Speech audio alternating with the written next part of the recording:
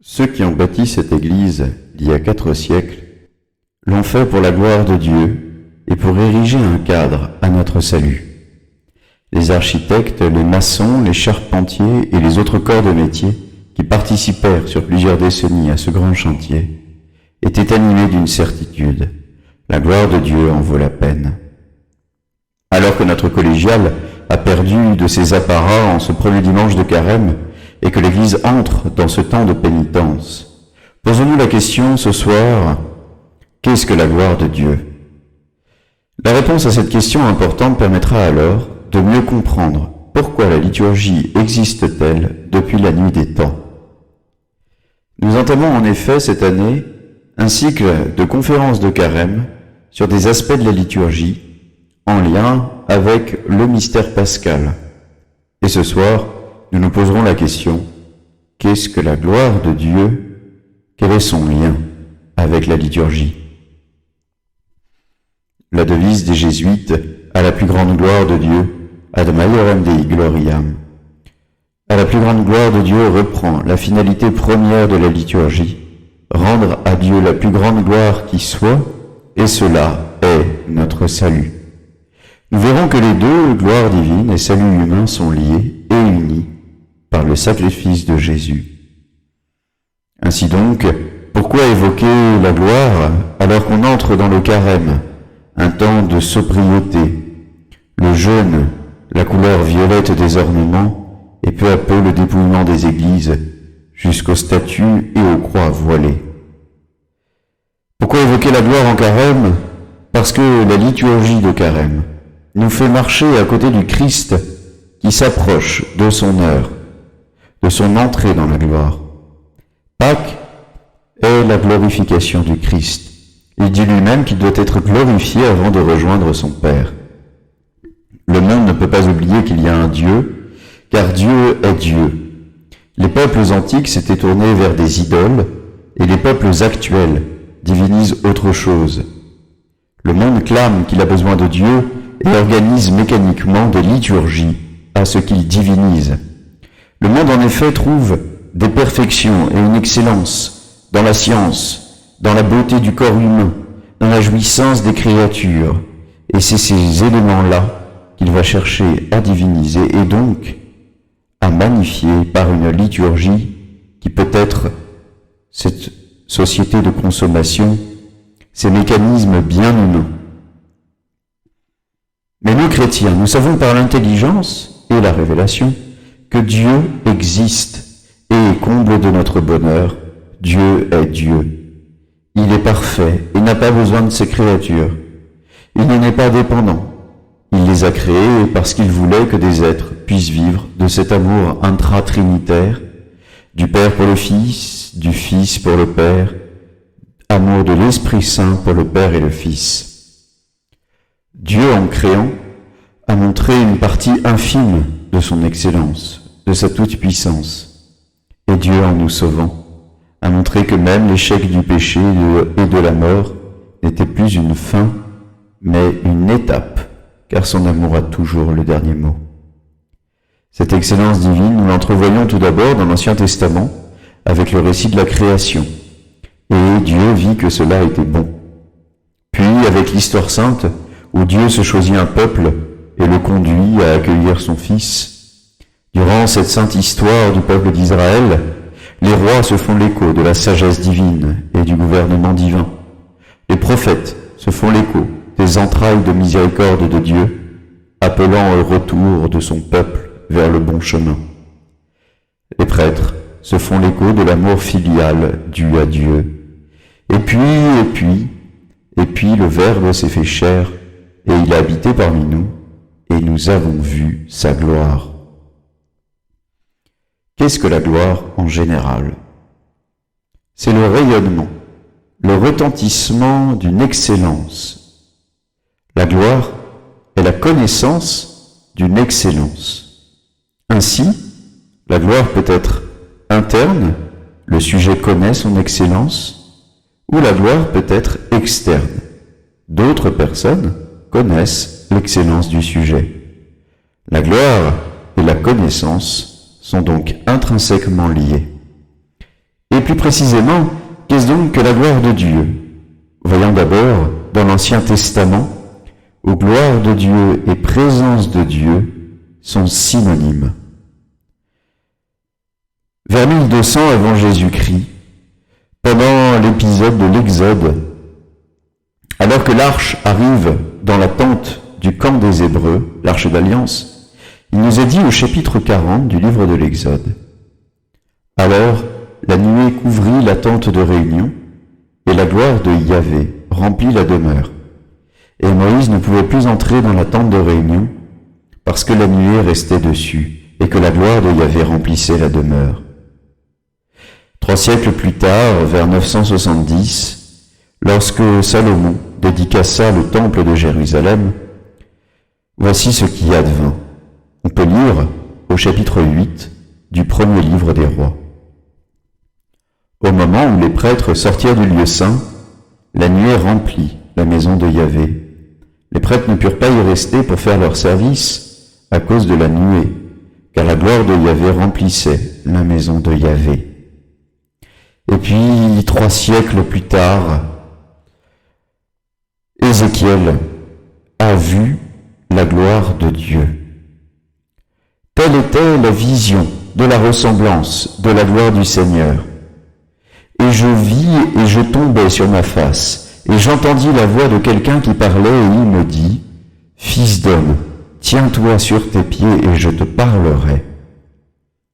La gloire de Dieu dans l'Ancien Testament est donc liée à sa présence. Il n'existe 1000 autres occurrences dans l'Écriture sainte, dans le Vieux Testament, qui font référence précisément à cette gloire divine. Nous n'en avons cité que quelques-uns. Gloire de Dieu, présence, et voici qu'un homme qui est Dieu va faire le pivot entre les 2 testaments. Cet homme s'appelle Emmanuel. Cela signifie Dieu avec nous. La gloire de Dieu, Jésus-Christ, a dressé sa tente parmi les hommes. Et le Verbe s'est fait chair, lit-on au prologue de Saint Jean, et il a habité parmi nous. Plus exactement, il a dressé sa tente, son tabernacle parmi nous, et nous avons vu sa gloire. Le Fils de Dieu est Dieu avec nous. La gloire de Dieu demeure donc là où le Christ est présent, dans un peuple, l'Église, dans tous les tabernacles du monde aussi. Voyons donc de plus proche cette gloire de Dieu dans le Nouveau Testament, cette gloire de Jésus-Christ. Jésus, dans la grande prière qui ouvre sa passion, demande à son Père de le glorifier. Jésus parla assis, et ayant levé les yeux vers le ciel, il dit: Mon Père, l'heure est venue, glorifie ton Fils, afin que ton Fils te glorifie. Mon heure est venue, glorifie ton Fils, afin que ton Fils te glorifie. Jean chapitre 17. La manifestation de la gloire de Dieu constitue ainsi le but de l'incarnation. La glorification du Christ est clairement identifiée par lui à son heure, autrement dit, à sa passion et à sa mort. Voyons cela plus en détail. Les conditions de la gloire, tout d'abord. La gloire présuppose manifestement un combat. Gethsémani est l'entrée dans la gloire. Gethsémani est le lieu de l'agonie, c'est-à-dire du combat. Dans l'usage courant, gloire rime souvent avec victoire. À vaincre sans péril, on triomphe sans gloire. Un héros est récompensé parce qu'il a risqué sa vie pour les autres. Il a accepté de tout perdre. Et après la victoire, on le célèbre parce qu'il a risqué justement sa vie. Le Christ a plus risqué sa vie puisqu'il l'a perdue, offerte en holocauste. L'héroïcité n'est donc pas du côté de la surpuissance, mais du côté de la vulnérabilité, du risque pris. Qu'un simple homme puisse accomplir de telles choses. Quelle gloire! Ainsi, on applaudit un tout petit enfant le jour où il fait ses premiers pas, parce que cela le dépassait quelques minutes avant. Ainsi aussi applaudit-on et célèbre-t-on même les grands aventuriers, les premiers à avoir gravi l'Everest par exemple, Ou bien, il y a quelques siècles, ceux qui ont découvert le nouveau monde. Lorsqu'il y a disproportion, décalage, il y a alors admiration. Le monde moderne veut la gloire, mais il veut la sécurité, c'est-à-dire il élimine cette prise de risque. Et c'est pour cela qu'avec l'effacement du risque de l'esprit de sacrifice, eh bien, nous manquons cruellement de héros.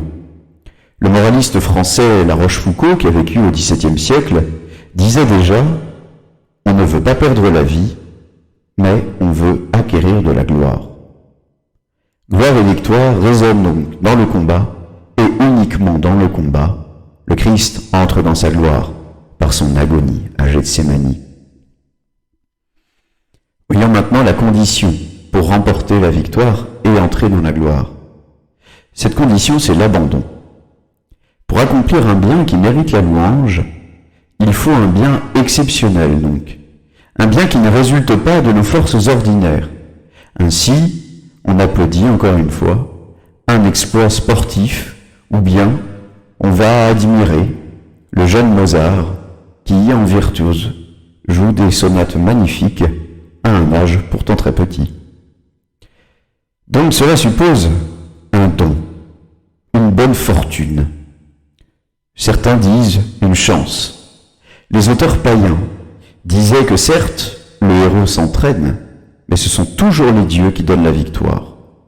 Et il y a alors un exploit. L'Ancien Testament assume parfaitement cette mentalité-là. Abraham fait confiance à Dieu et il est célébré comme le père des croyants. Moïse aussi, et il est le passeur vers la terre promise. Tous ont remporté la victoire parce qu'ils se sont abandonnés. Et c'est pour cela aussi que le Sauveur entre dans sa gloire par l'agonie à Gethsémani. En quoi consiste l'objet de son combat à Gethsémani? C'est bien l'acceptation et l'abandon. Le Seigneur va dire à son Père, « Mon Père, que cette coupe passe à côté de moi, et que ta volonté et non la mienne soit faite. » Le Christ cherche à remporter la victoire, et pour cela, il s'abandonne à la volonté de son Père. Abandon, gloire, combat, il manque le couronnement. C'est la croix. Saint Jean relate la passion avec en trame le couronnement d'un roi. Le père Ignace de la Poterie l'a admirablement bien montré. Le couronnement d'épines est, chez l'évangéliste Saint Jean, le verset central de l'épisode de la Passion. Le Christ est drapé de rouge comme les rois, il est donc couronné comme les rois. Saint Jean montre le Christ désigné aux Juifs, Ecce homo, voici l'homme, comme les rois étaient présentés à leur peuple dans leurs habits de gloire. Il meurt au milieu de deux témoins, les larrons, comme le roi juge entouré de deux assesseurs. Il est même proclamé roi par ses ennemis. Pilate lui-même lui demande « Tu es donc roi ?» Et sur sa croix sera publiée aussi sa royauté. Saint Jean voit donc dans la Passion le couronnement du Christ, sa véritable entrée dans la gloire. Jésus disait, elle est venue l'heure où le prince de ce monde va être jeté dehors. Et oui, ce couronnement est le résultat d'une bataille où Dieu reprend ses droits et son empire sur la création. Le nouveau roi s'avance drapé de son sang et couronné d'épines pour, quand il sera élevé de terre, tout attirer à lui. L'enjeu pour Jésus est d'entrer en possession définitive de tout ce que lui a remis le Père et d'en dépouiller l'adversaire du genre humain. Conséquence de cela, le sacrifice de Jésus est l'entrée dans sa gloire, or il meurt pour nous sauver. La gloire de Jésus-Christ sera l'épreuve de la croix, sera le salut des hommes.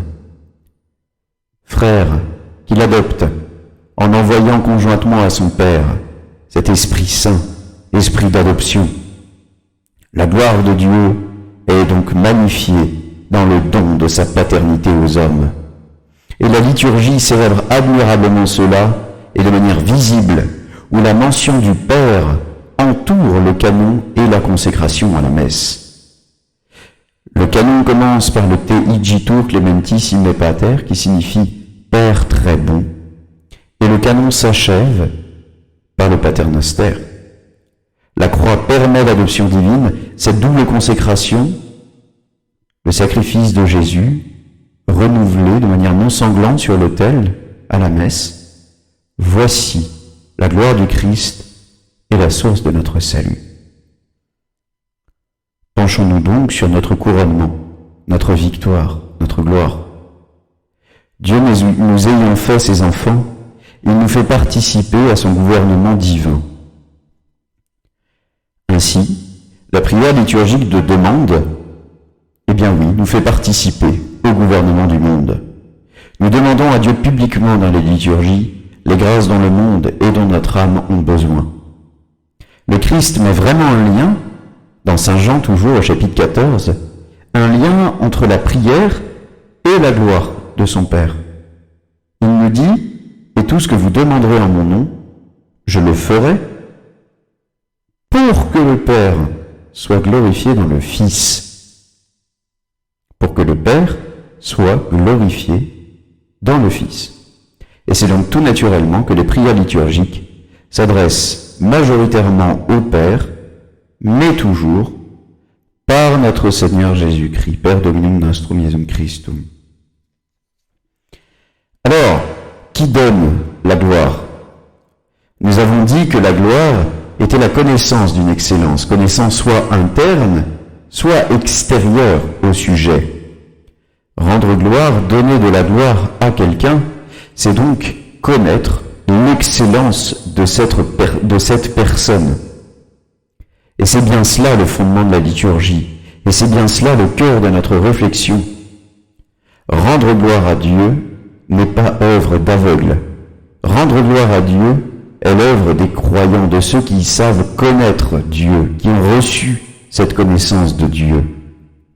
On dit alors du bien de Dieu, benedicere en latin, benedicite Dominum, que l'on répète plusieurs fois dans l'office divin. On rappelle les bienfaits de Dieu, on évoque son excellence. Mais allons au-delà, parce que la gloire est donnée par la liturgie, mais cette liturgie, il faut voir qu'elle vient du ciel, et voyons comment. La liturgie vient du ciel, dans ce sens que nous avions dit que la gloire pouvait être une connaissance interne au sujet, c'est-à-dire que le sujet connaît sa propre excellence. Dieu, en effet, se donne sa propre gloire. En Dieu, cette gloire interne concerne le Fils. Le Fils est appelé dans la Révélation le Verbe de Dieu. En latin ou en grec, verbum, logos, c'est la pensée de Dieu, si vous voulez, le concept. Le Père se connaît. Et cette connaissance qu'il a de lui-même, cette idée qu'il a de lui-même, est une idée qui est infinie parce que lui est infini, qui est éternelle parce que lui est éternel, qui est la bonté même parce qu'il est la bonté même. Cette idée de Dieu, cette idée du Père, a donc toutes les propriétés d'une personne divine. Ainsi donc, en se connaissant, en engendrant un verbum mental, une connaissance de lui-même, eh bien il engendre son égal, il engendre son Fils, le Verbe de Dieu. Et c'est pour cela que le Christ est la gloire de son Père. Le Verbe est la connaissance de l'excellence du Père. Ainsi donc, le Christ est la gloire de son Père, et donc, ceux que le Christ a rachetés, dont il a pris la tête, sont par le Christ la gloire de Dieu le Père. Les enfants adoptés par le Père sont sa gloire, engendrés par la médiation du Fils. Et là, on comprend pourquoi la messe est le sommet de notre adoration. Le Fils en personne gloire de son Père donc, est offert, et même s'offre lui-même à son Père, pour nous, en notre nom. Le Père est donc glorifié à la vue du Fils, et par cet acte d'amour humano-divin de Jésus, cet acte est rendu actuel à chaque messe, qui confère donc à toute la Trinité omnis honor et gloria, tout honneur et toute gloire. Et puis, dans la glorification de Dieu, vient le tour des hommes. Les hommes sont chargés de glorifier Dieu par un mandat inscrit dans notre nature, devant l'excellence divine. Et encore plus en chrétien, en continuateur de l'incarnation dans le corps mystique de Jésus, l'Église. Le Christ veut que sa gloire soit reconnue et il cherche à la communiquer à ses disciples, cette gloire. Ainsi, saint Jean achève l'introduction de son évangile, et le Verbe s'est fait chair et il a habité parmi nous, et nous avons vu sa gloire. Gloire, saint Jean nous précise, comme celle d'un Fils unique, engendré du Père. Cette gloire que nous avons vue est celle d'un Fils unique, engendré du Père. C'est une gloire de Fils, car il est excellent d'être des enfants de Dieu. Et nous sommes des enfants de Dieu parce que Jésus-Christ nous a rachetés, qu'il est le premier de son peuple, le premier-né des enfants de Dieu. Et on comprend alors la définition de la liturgie donnée par Pie XII en 1947, dans une encyclique consacrée à cela. Le Saint-Père disait « La Sainte Liturgie est donc le culte public que notre Rédempteur rend au Père comme chef de l'Église. C'est aussi le culte rendu par la société des fidèles à son chef et par lui et au Père éternel. C'est en un mot le culte intégral du corps mystique de Jésus-Christ, c'est-à-dire du chef et de ses membres. La Sainte Liturgie est donc la prière de Jésus et notre prière est intégrée à celle du Christ. La liturgie vient donc du ciel et vient épouser la terre. On comprend aussi l'étymologie grecque du mot liturgie. C'est le service public. Service public qui a bien changé depuis. Pourtant oui, liturgie, rendre à Dieu les honneurs publics qui lui sont dus, c'est un service rendu à la communauté humaine. C'est une œuvre de justice vis-à-vis de Dieu et c'est aussi s'assurer la protection divine dont nous avons tant besoin. De plus, les hommes sont les acteurs de la glorification de Dieu en mettant au service divin des éléments de la création. On l'a dit, les créatures intelligentes contribuent à la glorification de Dieu parce qu'elles connaissent Dieu. L'homme est le maître des choses visibles. Cela a été voulu par Dieu. La Genèse nous dit, au chapitre 1, « Faisons l'homme à notre image et ressemblance, et qu'il domine sur toute la terre. » Qu'il domine sur toute la terre. L'homme prend donc des éléments de la création pour les consacrer à la glorification divine. Les temples qui sont construits en pierre, les motifs floraux ou même les vraies fleurs. Certaines églises ont même des roses d'or, des tissus en soie, des vases sacrés en or, des statues et des autels, parfois en bois. Toute la création donc est convoquée pour glorifier Dieu. Les animaux, quant à eux, peuvent aussi être bénis.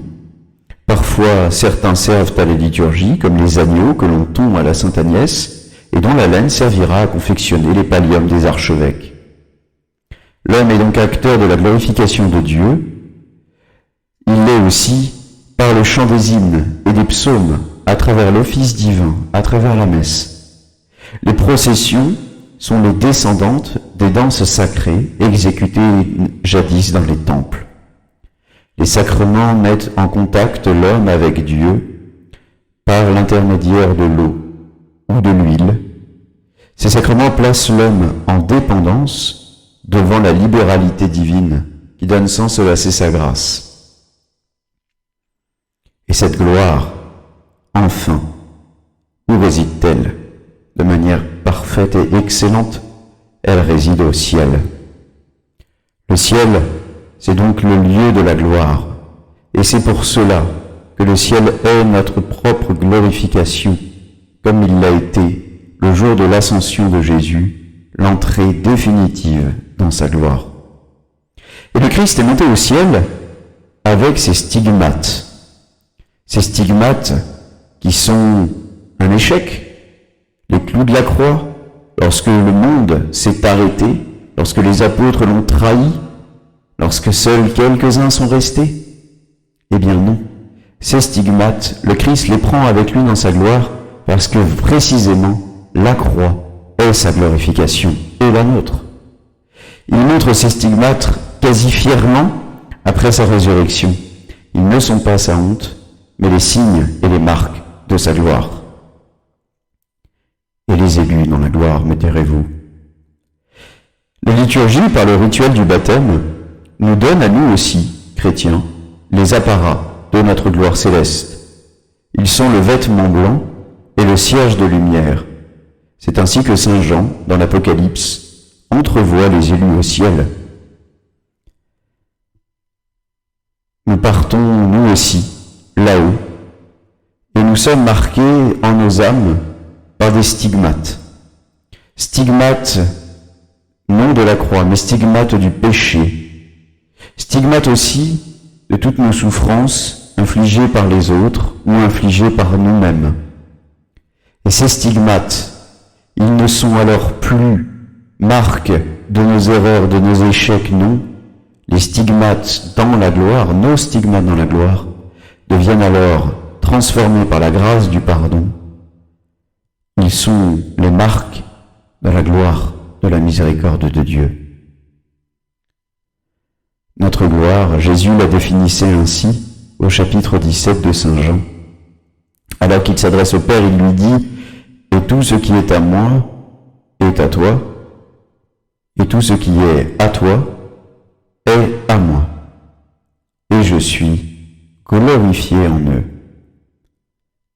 C'est donc notre gloire à nous, les hommes, les chrétiens, que de recevoir ce que le Père et le Fils partagent. Ils partagent la filiation, la grâce sanctifiante.